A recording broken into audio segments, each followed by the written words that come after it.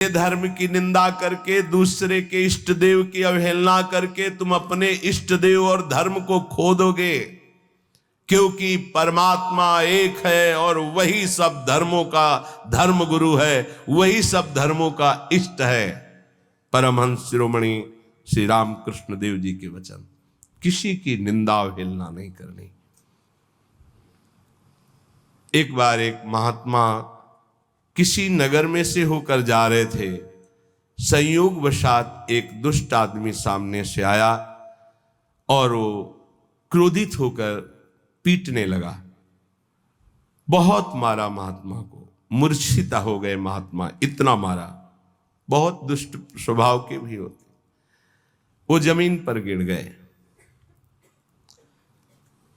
मारने वाला चला गया। कुछ श्रद्धालु आए, उनकी बड़ी सेवा की। जब होश में आए तब पूछा, महात्मा जी किसने मारा आपको? बोले, जिसने सेवा की उसी ने मारा है। जिसने सेवा की? वो कहा, महाराज आप तो मूर्छित थे, हम लोगों ने तो सेवा की है। बोले, बस जिसने सेवा की उसी ने मारा, दूसरा नहीं मार सकता। महात्मा जी ने कहा, जिसने मुझे पीटा वही सेवा कर रहा है, जो सेवा कर रहे हैं इन्होंने ही पीटा है। वो तो बड़े घबरा गए कि महात्मा पागल है क्या। तब उनके शिष्य ने जब सुना तो वो आए वहां दौड़कर। लोगों ने कहा, आपके गुरुजी पागल है क्या? तो बोले, नहीं, आप नहीं समझ पा रहे। जिस परमात्मा ने वो रूप रख करके पीटा, उसी परमात्मा ने आप लोगों को प्रेरित करके आप लोगों के रूप में सेवा की। हमारे गुरुदेव का मतलब ये है। भाव ये, आपके साथ जो निंदा अपमान तिरस्कार कर रहा है वो आपका आराध्य देव दूसरा नहीं है, वही आराध्य देव है। तुम्हारे किसी कर्म का मार्जन कर रहा है, ध्यान रखना। अब आगे बिल्कुल सुलझी हुई एक एक बात है। सच है कि उस दुष्ट में भी परमात्मा है। सच है कि व्याघ्र में भी परमात्मा है। पर हम महात्मा को तो गले लगा सकते हैं, लेकिन व्याघ्र को, सिंह को गले नहीं लगा सकते। ऐसे ही हम मानते हैं कि दुष्ट में परमात्मा है, पर दुष्ट पुरुष में विद्यमान परमात्मा को केवल भाव द्वारा प्रणाम करके उससे संभाषण और संग कदापि उचित नहीं है। जैसे सर्प में भी परमात्मा है, सिंह में भी परमात्मा है, तो उसे गले नहीं लगा लेंगे। एक एक चेष्टा, एक एक वचन अमृत है। अगर ये धारण कर लोगे तो आपका भजन बचेगा और पचेगा और बढ़ेगा। एक किसान खेत में दिन भर पानी भरता रहा। जब सायंकाल हुआ तो उसमें पानी एक चुल्लू भी नहीं टिका। वो बहुत परेशान हो गया। मेड़ ज्यों की त्यों सब ठीक थी। फिर उसने देखा तो चूहों ने छेद कर रखा था जगह जगह, कई जगह मेड़ में। वो छेद से बाहर जा रहा था। उपासक समझे, पूरा जीवन साधना करते हो जाता है, लेकिन साधन संपत्ति एक चुल्लू भी नहीं बचती। किनकी? जिनके इंद्री रूपी चूहों ने छेद कर दिया है हृदय रूपी घर में। क्या? कभी ये भोग, कभी वो भोग, कभी वो भोग। जो अपनी इंद्रियों को भोगों के संयोग में मनोरंजन करते हैं और साधना भी करते हैं, तो पूरे जीवन की शाम हो जाती, पर उनके हृदय रूपी खेत में एक चुल्लू भी साधन नहीं बचता, सब क्षीण हो जाता है। रामकृष्ण देव परमहंस जी कह रहे हैं, जब उपासक इंद्रियों के बिलों को बंद कर देता है, फिर कीर्ति की इच्छा उसके अंदर जागृत होती है, तो ये मेड़ टूट जाना होता है। अगर मेड़ टूट गई तो भी बड़ी जल्दी धारा बाहर निकल जाएगी खेत से जल की। कीर्ति की चाह उत्पन्न होती कि मेरा यश हो जाए। गई जीवन की भजन संपत्ति कीर्ति की चाह में गई। कीर्ति भजन को छीण कर देती है। यदि आपके अंदर चाह नहीं हो, इष्ट के द्वारा कीर्ति होती। जैसे सेवक जी महाराज कह रहे हैं, जय जय श्री हरिवंश नाम गुण गाई है, उसके लिए कहा कि बिस्तरे सब जग विमल की रति साधु संगति। विमल की रति, वो उसके भजन का नाश करने वाली नहीं होगी, क्योंकि इष्ट के द्वारा होती है।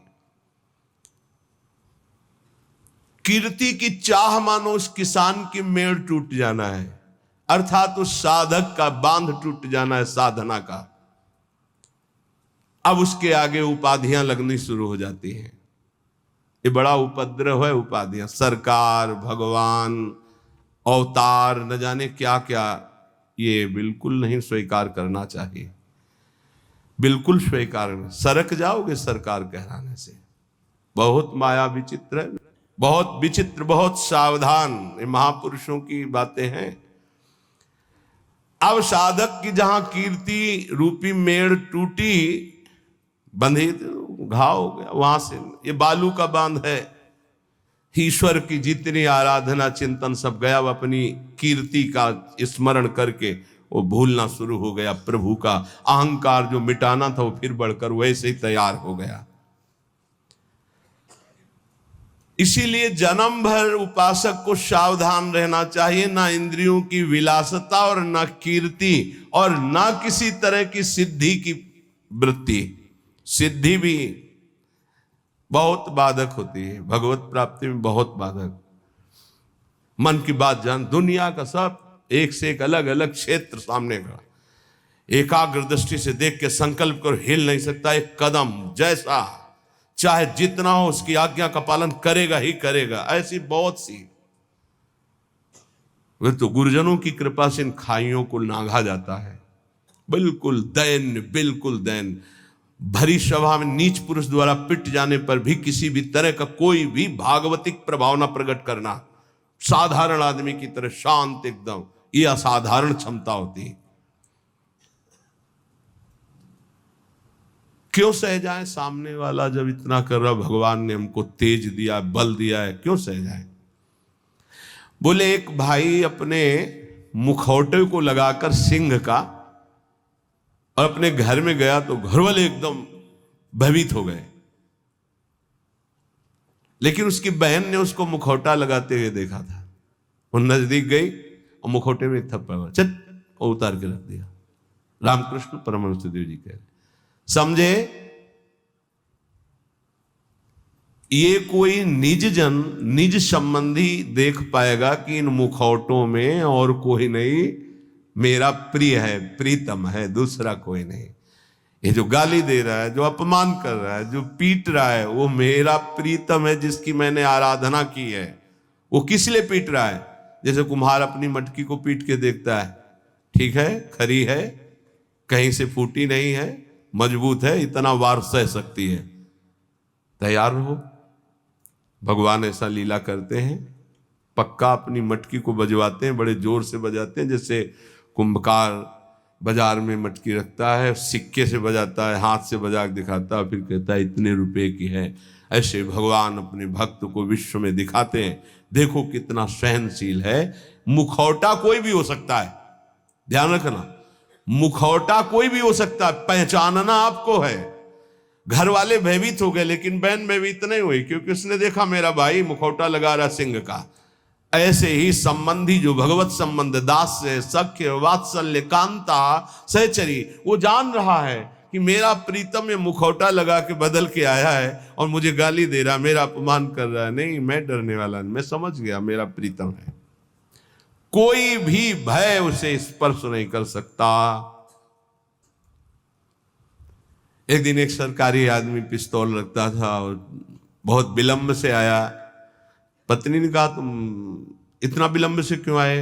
रोज तो इतने समय आ जाते थे, इंतजार करते हो इतना समय। उसका समय हो जाता है। कैसे हो जाता है? बोले ऐसे हो जाता है। पिस्तौल निकाली, गोली भरी और उसकी कनपट्टी में लगाई। तो ये सब दूसरों को धमकियां दिया करो। बोले असली गोली है, पिस्तौल है, तुझे भय नहीं लग रहा? बोले बिल्कुल पाई भर नहीं लग रहा। क्यों नहीं लग रहा? तुम मेरे प्रीतम हो, ऐसा कर ही नहीं सकते हो। ऐसे ही भक्त, वो संपूर्ण चर जगत में अपने प्रीतम को सर्वान वस्तुतया निरीक्ष परम स्वाराध्य बुद्धिर्मम, वो भयभीत नहीं होता। शरीर को पूरा होना है तो उसी क्षण होना है, जैसे होना है, जिस विधान से होना है, मेरे प्रीतम उसी विधान का प्रयोग करेंगे, पर होंगे मेरे प्रीतम।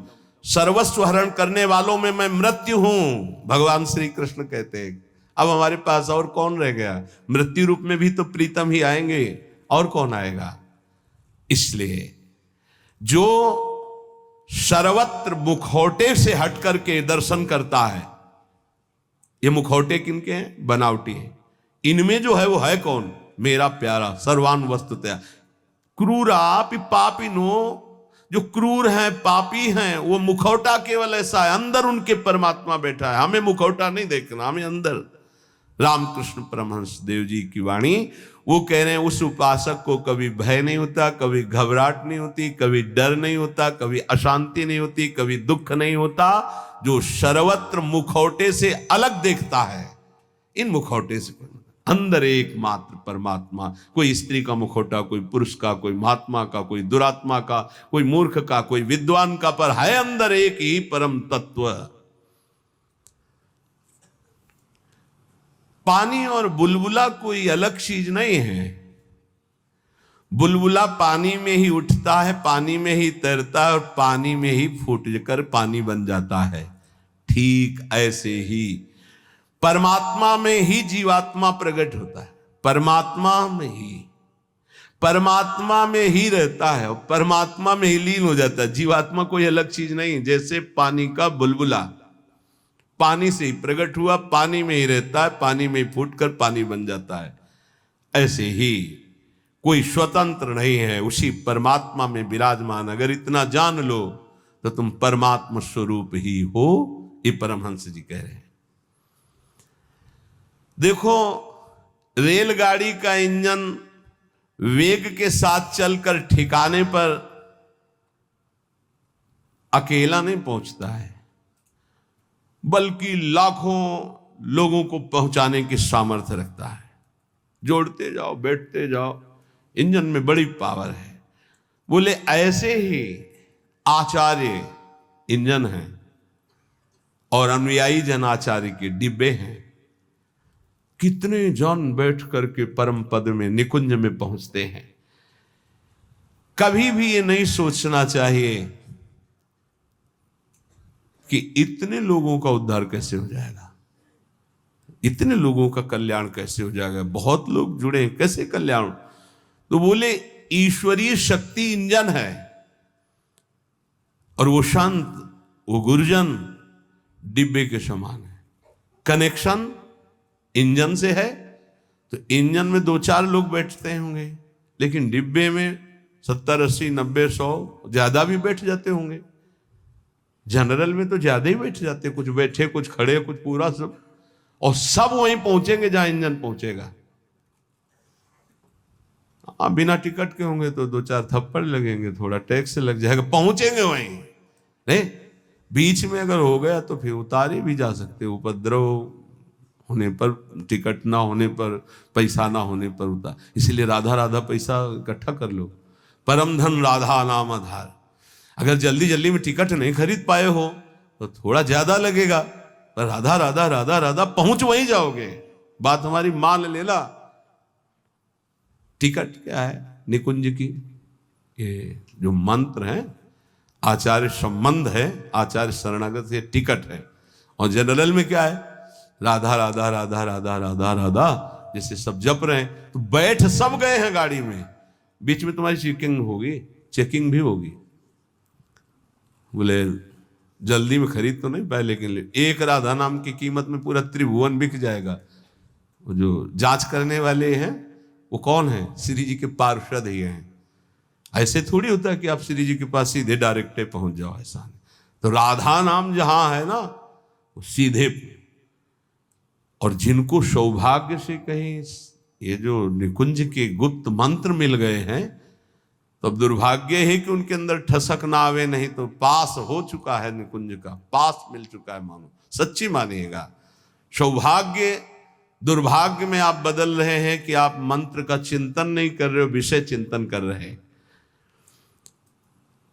रेलगाड़ी के इंजन में उतने लोग पार नहीं हुए जितने डिब्बे में बैठकर वहां पहुंच जाते हैं। अर्थात आचार्य और आचार्य परंपरा, आचार्य के तो विशेष विशेष कुछ पार्षद हुए, लेकिन आचार्य परंपरा में लाखों ऐसे महापुरुष हो गए कि करोड़ों को श्री जी के पास पहुंचा दिया, श्री जी में तन्मय करा दिया। राजहंस कभी पानी, वो दूध पीकर पानी को छोड़ देता है, राजहंस। ऐसे ही जो उपासक है, जो संत है, जो भगवत प्रेमी महात्मा है, तो माया और ब्रह्म दोनों मिले हुए हैं एक में। वो केवल ब्रह्म, केवल परमात्मा तत्व को और जल को जैसे छोड़ देता है, दूध पी के जल को छोड़ देता है, ऐसे वो माया के विकारों को छोड़कर परमात्मा स्वरूप में स्थित हो जाता है। दैवी संपदा का महान सुख उसके हृदय में जागृत हो जाता है, जो माया के विकारों पर मुक्ति प्राप्त कर लेता है। कोई भी विकार उसके ऊपर प्रभाव नहीं डालता।